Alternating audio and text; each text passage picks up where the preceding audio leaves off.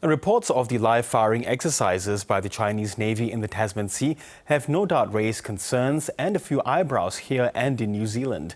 Euan Graham is the Acting Director of Defence Strategy and National Security at the Australian Strategic Policy Institute. He says China's latest military posturing is unprecedented.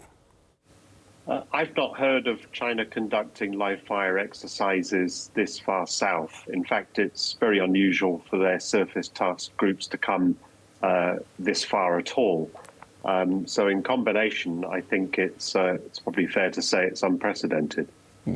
And the suggestion from the Prime Minister Anthony Albanese was that no international laws were broken because China did issue an alert for aircraft that were in the area. But what do you make of such military posturing? Do you see this as somewhat provocative, or is Beijing also testing the waters here?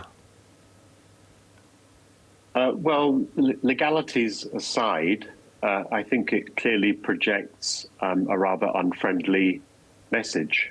And the most striking thing to me is not simply the exercises themselves, which by public accounts appear to have been rather low-key, but the radio challenges and indeed threats that were issued to commercial aircraft overflying.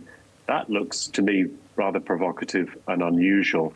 And that, I think, rightly has gained the attention aviation experts, pilots, and should also be the object of concern to both governments in New Zealand and Australia.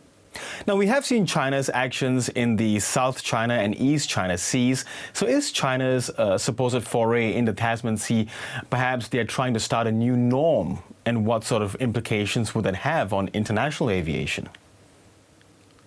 A couple of things we can point to here.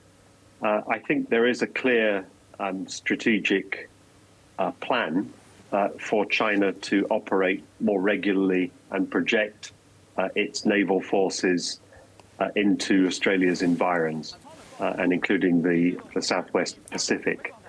It's not the first time there's been an unsafe incident in Australia's locality. Last year in the Arafura Sea, there was another incident, or not last year, but recently at least, where a laser device was pointed against an Australian maritime patrol aircraft from a Chinese surface vessel that was transiting north around Australia. So this is not entirely in isolation, but I think the simple message is that this is a task group with an oiler attached to it, so they don't have to require a base to support. They're showing that they have the means, even without bases in the area, that they can project force on a regular basis at a meaningful level close to Australia. And in the numbers game, of course, China wins. Australia has a very small, capable navy, but a very small navy. There are plans to increase its size. But for the moment, the fleet is, well, I think it's being shown to be rather threadbare in its capacity.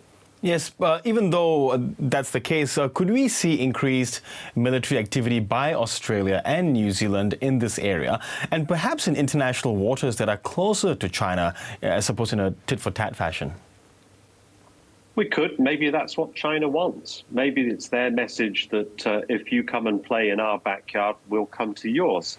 And if you want to follow us around there, then that suits us, because then you don't have enough vessels to send up to the South China Sea or East China Sea and other port parts to make that point internationally that those freedoms of navigation are regularly practiced by Australia and its fellow allies. So that may be part of the plan from Beijing's perspective.